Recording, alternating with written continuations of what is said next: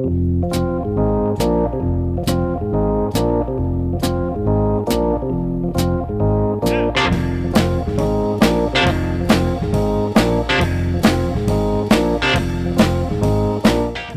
to the Two Blokes Chatting radio show on 94.7 The Pulse. Music, interviews, news, and, well, Two Blokes Chatting. Now, here are the two blokes. Lucky Star, he's been everywhere, but I don't think he has been to Warrak. And I'm not talking about Warrak in Queensland, Rob. And I'm not talking about Warrak down near Sale. I'm not talking about Warrak being short for Warrak Nabil. We're talking about Warrak.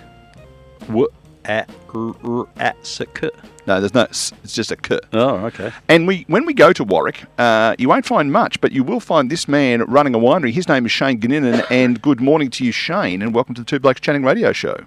Yeah, good morning, gents. How are we all? Well, I'm okay. I can only speak for myself. How about yourself? Yeah, not too bad. Yeah, just getting ready for another day in the wonderful Grampians. Excellent. Well, you've given everyone a bit of a hint as to where we will find Warrak. It's in the Grampians. Tell us a little more about where we'll find it and what goes on in the town of Warrak. Well, not really a lot. Warrak is at the base of Mount Cole on the east side of Ararat. We're about 20 k's from east of Ararat. And Mount Cole's just a beautiful, national park and bushwalking, all that sort of stuff. Historically, in Warrak basically has got a hall and a fire station. That's about it, and a few houses, and mainly farming all around the area. And we've just got a small little winery here. But historically, this was a timber area where a lot of the wood for the gold rushes came, the Ararat and Ballarat gold rushes.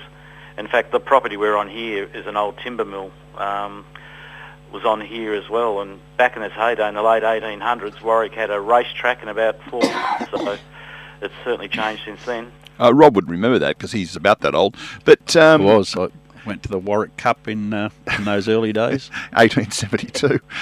He's even older than you are, Shane, and that's saying something. We should declare that you and I went to school together in the 1970s, so if we're having a crack at each other, folks, that'll be why we've caught up more recently during other things. But it's interesting, there's another mountain nearby, which if I tell you the name of that mountain, it also names a winery, Mount Langi-Duran. There's all sorts of, is it Mount Williams? Mount William, yeah. Yeah, so there's a whole lot of mountain peaks up in the further north in the Grampians, yeah. Yeah, so these are places that are just stunning to look at. And, so you're in a really nice part of the world, in that part of the world. Oh, look, it really is. I mean, people who just come in here, not just the property here, but all this area, just say, gee, I didn't realise, outside Ararat, there's just such beautiful landscape. And like you mentioned, Mount Langi-Duran, I mean, their winery goes right up into the mountain. It's just, visually, it's stunning. So it's a very nice part of the world.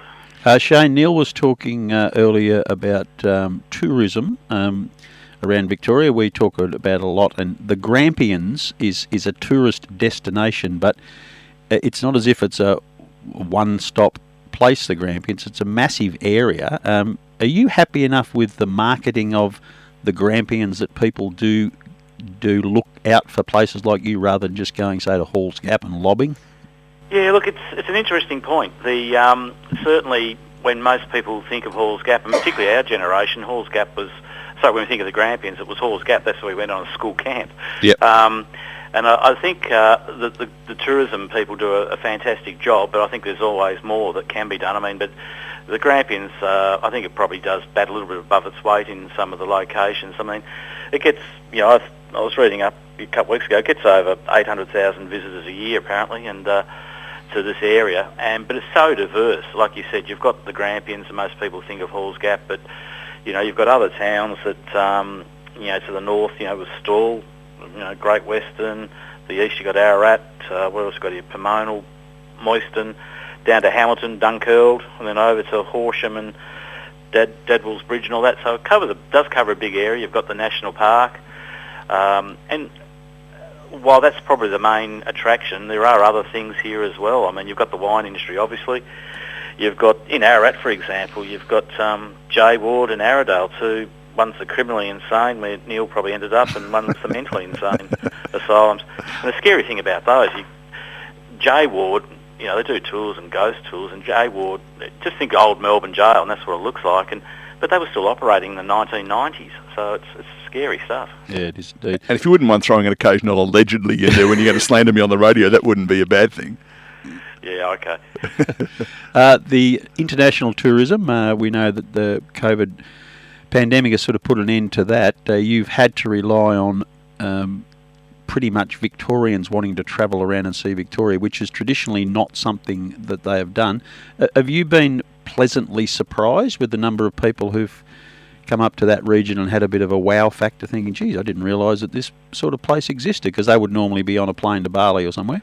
Yeah, we have, but particularly when, obviously, just regional Victoria was still open, when our friends in Melbourne were locked down. But, yeah, certainly we had people that came from, Gippsland. Certainly we had quite a few from down where you are, down along the coast, who, they're obviously people that love the beach and the Great Ocean Road and all that area, and they said, oh, well, we'll come inland. So certainly with the accommodation we've got here as well, there were people just driving 200 k's to just get away from home and stay somewhere. But, yeah, we had people from...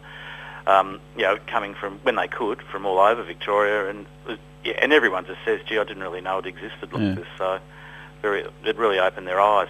I think one of the things I've noticed, and as you say, you and I, obviously a similar age, I'm obviously a lot younger than you are, but a similar age, and, we used to think of the Grampians as being the Grampians, but now if you sort of drill down a bit, and I think that's where the Grampians people have, the tourism guys have done a really good job, that it is more than just an area, it's actually got a whole stack going for it.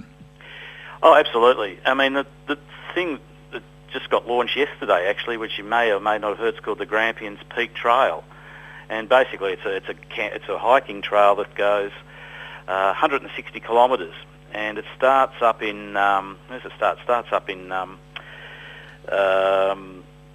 north, and you come down to Dunkeld, so it starts at Mount Zero, and it's a 13-day, 12-night hike. You got a book. It costs you nothing, but you do have to pay for the campsites along the way. I think there's 11. They've set up campsites, so it's going to be up there with one of the biggest attractions, in the area. They reckon it could bring 35,000 people a year to the area, and it costs 33 million in about 10 years to make. So it's you probably don't hear about that sort of stuff. It's going to be a big thing for the bushwalking and camping people that love coming to this part of the world. 10 k's a day, they're setting aside a bit of time for wine drinking, I'd imagine.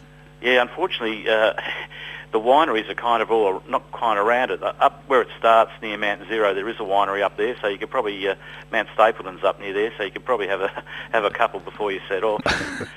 Load up the backpack. You'd be thirsty by the time you get to the Royal Mail at Dunkeld. Exactly. Might have to organise an airdrop or something. Yeah, they don't drop so well, wine bottles. No, that's true. One of the things that is an interesting story, I guess, is that you've spent a bit of your career doing some pretty high-flying stuff in the advertising industry, and you find yourself now running a winery. How does someone make that transition from, the high-flying, elbow-bumping kind of world of advertising into this? Well, it got to the point, you keep going on about the age, but we've been up here 7 years, so I was in my mid-50s, I suppose, to be polite, and I'd been with the company 16 years, so I was the oldest, believe it or not, mid-50s, I was the oldest in the company, and I was the longest serving, and so it was kind of causing a bit of bottleneck behind me, so I kind of read the tea leaves. And we just decided we wanted to get out of Melbourne, want to buy a bit of a country property. And we didn't go out looking for a winery. Like I said before, my wine experience was stopping into the Dan Murphy's to pick a couple of bottles up on the way home. But we looked at a property, we looked all over the place actually, and for a couple of years, and then we just found this one, and it was advertised, been on the market for a while, and it has got, it actually in the ad, it had more emphasis on the accommodation on the property than the winery. So we got here expecting to see 10 rows of vines and they make it in the bath, but it's a full working winery. So we missed out on a couple of properties and we thought, oh, bugger it, let's just give it a go. And I did do a stint in Adelaide, and while we're over there, Jane, my wife, did wine marketing at Roseworthy in South Australia. So Jane could talk the talk a little bit more than I could. So, yeah, so we just thought, let's have a go, see what happens, and we're still here, so must be doing something half right. Shane, just on marketing, if you've been in that industry for a long time, one of my pet hates at the moment is how everything seems to be marketed. It's all gimmicks and slogans and things like that. Have you as a true marketer from yesteryear, a bit frustrated with where it's going, or do you like that style of selling, whether it be goods for money or concepts for life? No, look, I think there's so many more freedoms and everything in the old days. I mean, like I started in the media side of it back in probably 81 after I finished school, first job. And look, back in those days, I mean, the creative people would just get an idea, run with it, and they'd probably have a TV commercial made in 2 days' time. It's on air. But now they research everything and they go to focus groups, and you know, they don't move without being double checked. And I suppose the way society's changed and what you can and can't say these days limits it a fair bit. But yeah, I mean, it's just a lot of the creative side of it has gone, and the side I was involved with, obviously the media side of it, well, that's totally changed. You know, every day that changes too. So it's I like the older days better than the newer days in that field. Yeah, absolutely. Well, Rob's about to pick himself up and go next door. Nice to chat, Shane. Hopefully we'll meet you one day in the winery. Absolutely. He runs the next program as well, you see, so I've got to entertain myself for the last 2 minutes because I'm certainly not entertaining the crowd. Shane Goninon, thank you for being part of Regional Roundup. I think we're allowed to say the name of your website for people, just because gives you some credibility as being part of Grampians. So if you want to know a bit more about Shane and his business, mountainsidewines.com.au, and certainly getting up to the Grampians. What, couple of hours from Melbourne, couple of hours from Geelong? Look, we're 2 hours from Westgate. We're 50 minutes from Ballarat, and probably just over an hour and a bit from Geelong. So yeah, it's a fair bit after the hour. Southern part of it. Thank you for joining us on Regional Roundup. We'll chat soon. No worries. Thank you, Neil.